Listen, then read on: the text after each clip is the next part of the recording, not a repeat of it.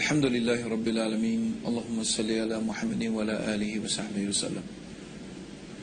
One of the ways that we can test the truthfulness or the veracity of any message or any claim to revelation is by examining the life and the behavior of the person who claims to carry the message. In this case, of course, we're going to look at the life of the Prophet Muhammad. May God's peace and blessings be upon him. And we are going to look at the life of the Prophet Muhammad in an analytical sense, in a rational way. We want to ask ourselves or pose three simple questions, or three variant possibilities. The first possibility is that the Prophet Muhammad, or that any person in fact who claims to be a prophet, who claims to be receiving revelation from God, we can apply these possibilities to that individual. Or in fact, any individual who's making a claim about anything. The first possibility is that that individual is a liar. That individual knows that they are not receiving revelation from God, and they purposefully go out to deceive people concerning this issue.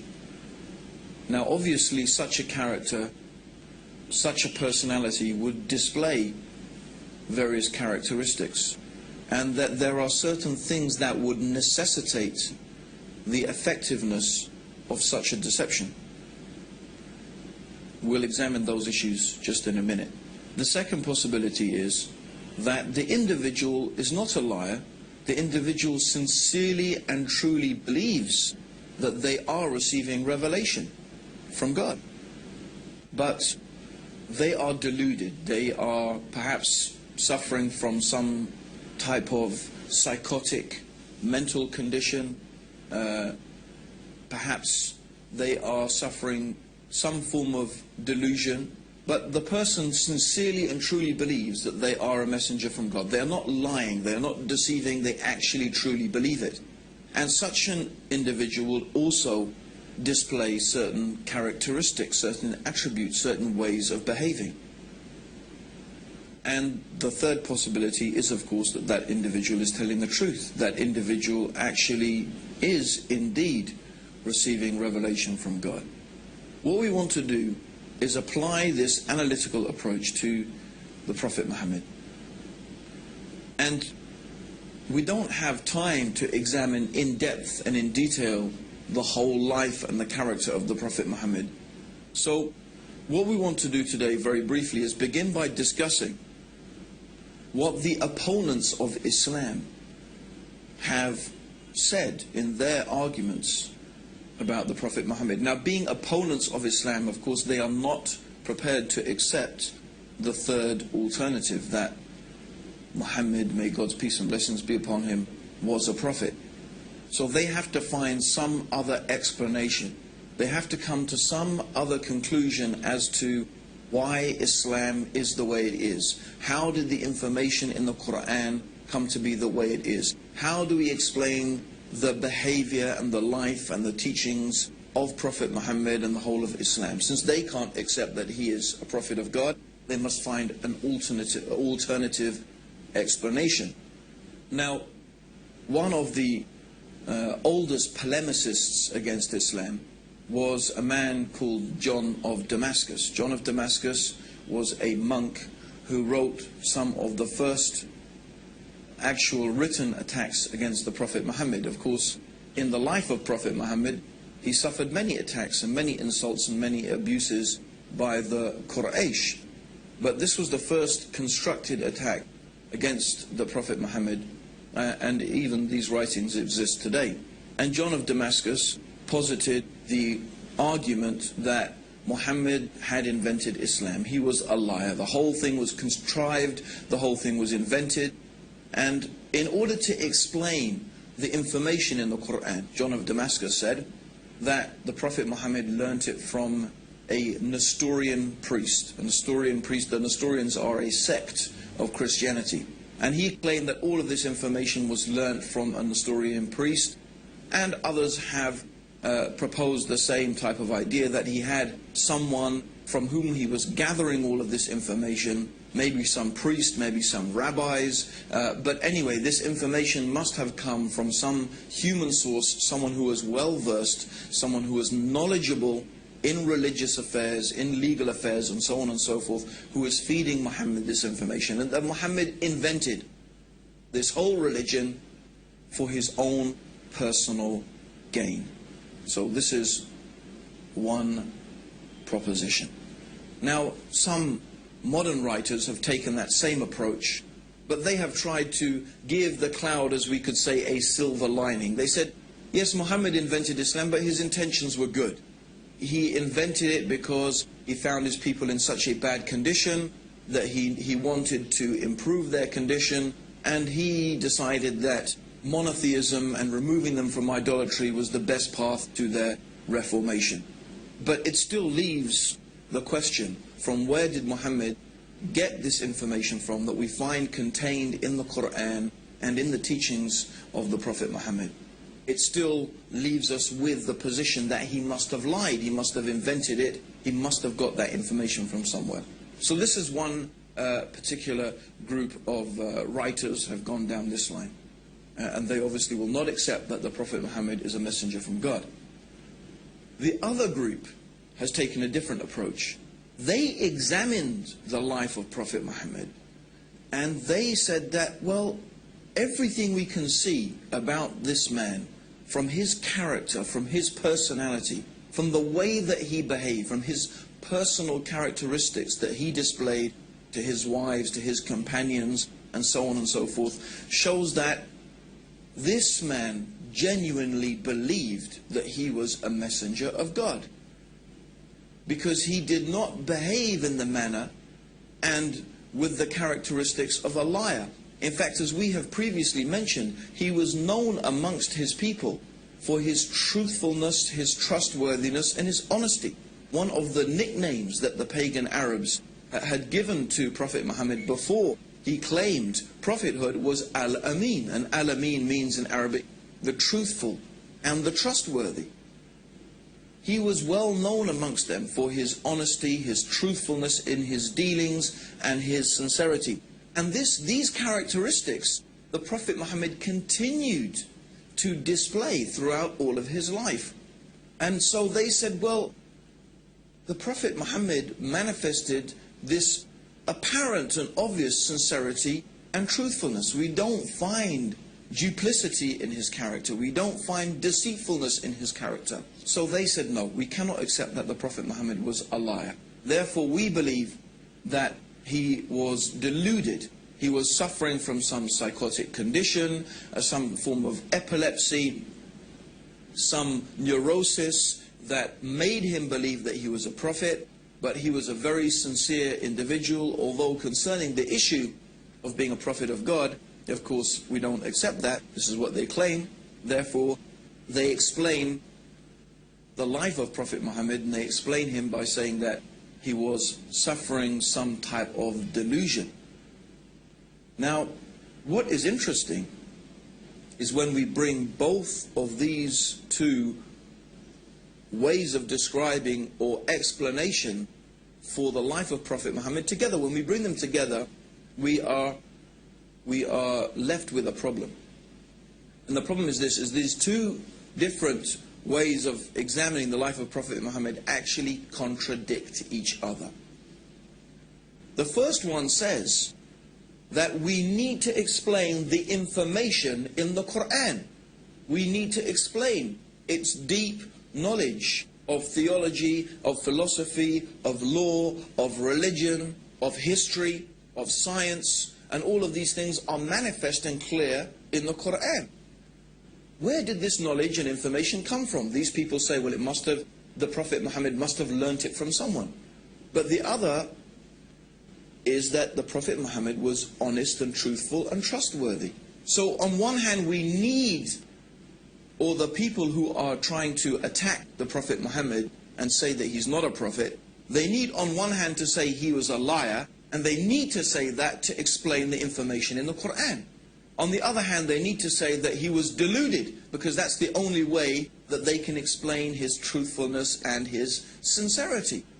But of course, somebody can't be a liar and be deluded both at the same time. You can't be a liar and be deluded both at the same time. You can only have one or the other. But they need both in order to completely and properly explain the life of Prophet Muhammad. Let's further explain that. If you are deluded and you think that you are a messenger of God, when someone asks you a question or when you are confronted with a problem, you don't think, oh, let me run off and ask my source of information, my rabbi or my priest who's teaching me things, because you don't need to, because you think God is going to reveal that to you. So a deluded person does not go off seeking information from someone or somewhere because that person believes that God is going to reveal that information to them. This is how a person who is deluded into thinking they are receiving revelation behaves. So we see the impossibility of having both things at the same time.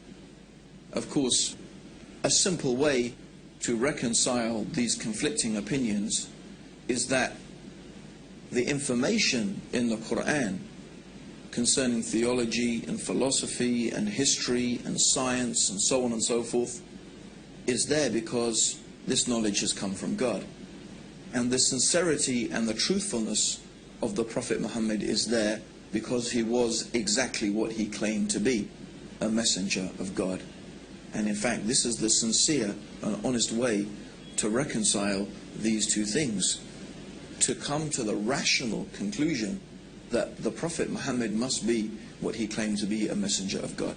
Now, I just want to use 3 incidents from the life of the Prophet Muhammad. There are so many that we could use and so many things that we could illustrate our examples with from the life of Prophet Muhammad. In fact, I do encourage everybody to get hold of a good, authentic life history of the Prophet Muhammad written by a Muslim and read it for yourself. And I am sure that if you are sincere and you are honest to yourself, that you'll be convinced that this man is a messenger of God. But I want to take only a few examples. The first example I want to take is in the early days of Islam, when the Prophet Muhammad had begun preaching his message, and the pagan Arabs, the leaders of pagan Arabian society, began to realize that the message of Islam was not going to go away. In fact, more and more people were becoming Muslim. And many of them were slaves and women, the most downtrodden and exploited people in society. And they began to see that Islam had the potential to upset their whole social structure and their status quo and their control over society. So they came with a proposition to the Prophet Muhammad.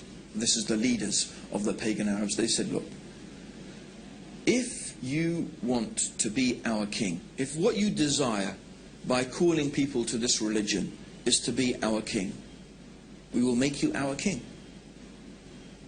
If what you desire is money, then we will make you the richest man amongst us. If you desire women, name whatever women that you wish, and we will take the most beautiful women of Quraysh and marry them to you.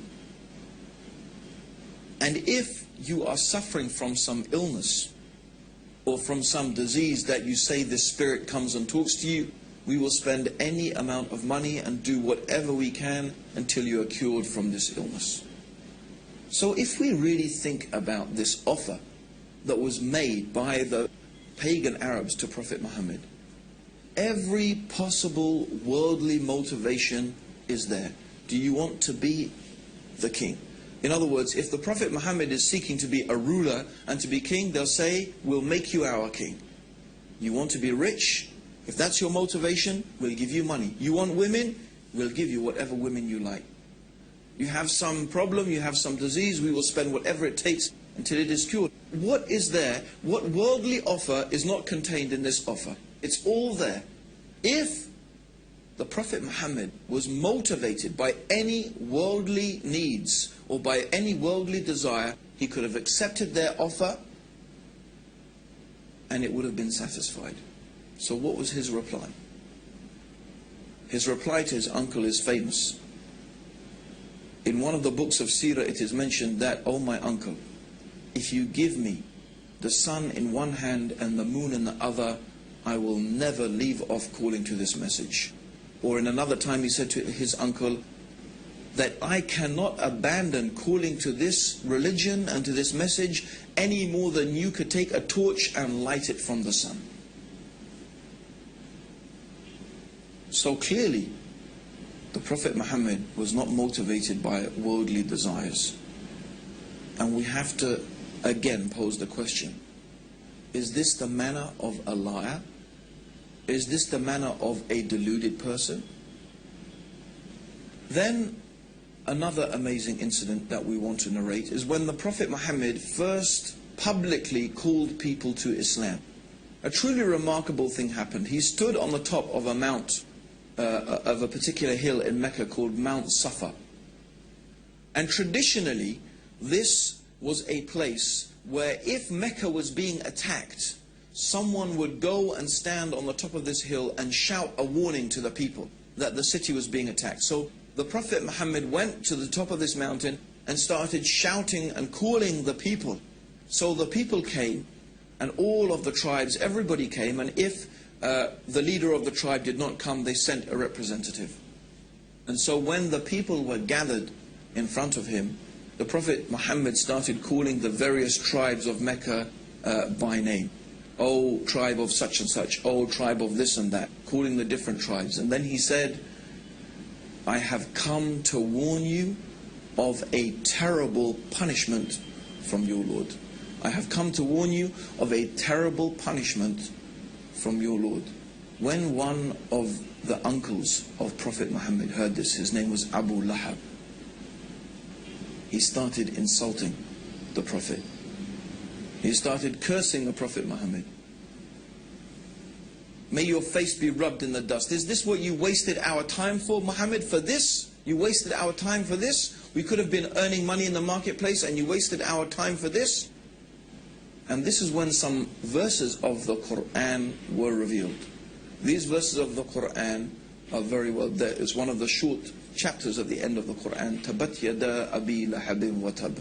But very briefly, that's not the whole chapter, but what the meaning of this chapter is that this small verse of the Quran is saying that you, Abu Lahab, and your wife, you are going to be in the hellfire because of your persistent disbelief. Now, Abu Lahab was a character that whatever the Prophet Muhammad said, this man would contradict it. In fact, when the Prophet Muhammad used to go and try and teach the people and talk to them about Islam, Abu Lahab would follow behind him, and then he would warn the people and say, this man is a liar, this man is trying to misguide you, don't listen to him, will you abandon the religion of your ancestors, and so on and so forth. So every time the Prophet was trying to call the people to the beauty of the worship of the one God, to this true religion, this man would contradict him. But all this man, Abu Lahab, ever needed to do to almost demolish Islam was to testify that there is only one God, Allah, and that Muhammad was the messenger. And then he could say, well, I'm a Muslim now, but what are you going to do with this verse of Quran that says that I'm going to be in the hellfire and that I will die a disbeliever? But for 10 years, these verses of the Quran and this Abu Lahab existed side by side. But he could never take this testimony of faith. Would a liar behave like that? Would someone who is inventing something begin with such a dangerous challenge? People who are lying and people who are deceivers, they're usually very careful and manipulative in the way in which they deal with things. But these verses of the Quran show the complete honesty and the complete sincerity and the forthrightness of this message of Islam. Believe in Allah and His Messenger, or you will face a terrible punishment from Allah. And when this man Abu Lahab protests and he starts insulting, then these verses come from God to the Prophet Muhammad. You are going to suffer eternally for your disbelief. This is not a very, if you were a conniving person, lying and deceiving, I don't think this is the way that you would think of starting your message, because then the man would say, but actually I was really thinking about becoming Muslim and I wanted to embrace Islam. And you would look really a fool. So we see that, and this is what we mean, is that when you're looking at the life and the teachings of the Prophet Muhammad, you do not find the characteristics of a deceiver and of a liar. Yet when we go and we examine the Quran, we find all this knowledge, all this information, that even some of these things scientists have only begun to discover today. It's truly remarkable. Now there's one final incident I want to mention that is really, again, a very strong and very clear illustration that the Prophet Muhammad must have been a messenger from God. And this is some later time in Medina. The Prophet Muhammad had a son. The son, his name was Ibrahim, and the Prophet Muhammad, of course, may God's peace and blessings be upon him, you know, he longed for a son, and he had this beautiful son. His name was Ibrahim. But when Ibrahim was 6 months old, just 6 months old, this baby died actually in the arms of the Prophet Muhammad. Now, on the very same day which the son, the child of the Prophet Muhammad had died, there was an eclipse of the sun. So imagine that.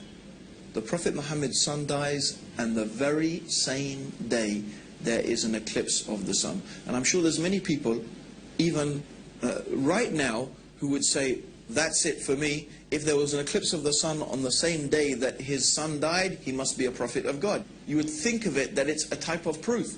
And in fact, in those days, when people were very superstitious, they started running out of the buildings. They had heard that the Prophet Muhammad's son had died, and now they were seeing an eclipse of the sun, and they started coming out of their houses saying, look, even the sun darkens for the death of the child of Prophet Muhammad.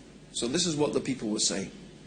Now imagine, if you had been spending so many years lying to people, trying to fool them about this thing, you would say, you see, I told you, the thing I've been telling you all along, you see, this is a proof from God. And if you were deluded, you would be thinking, yes, this is a sign from God to show that I'm a messenger.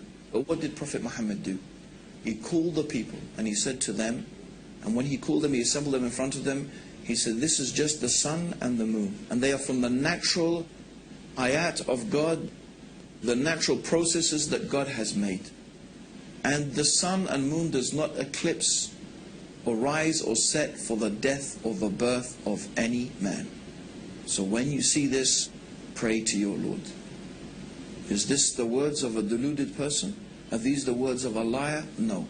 These are the words of a man who was exactly and truly what he claimed to be, the last and final messenger of God, who has brought the guidance for the peace and the benefits of all humanity until the day of judgment. And this is what we invite you to, based upon your reason and your understanding, that you can think and examine and look, read the Quran, study the life of the Prophet Muhammad, be sincere and be honest, and we feel sure that you will be convinced that there is indeed nothing worthy of worship except the one God, the Creator, Allah, and that Muhammad, may Allah's peace and blessings be upon him, is the last and final messenger from Allah. May God's peace and blessings be upon you all, and may God guide all of us closer to the truth. Assalamu alaikum wa rahmatullahi wa barakatuh.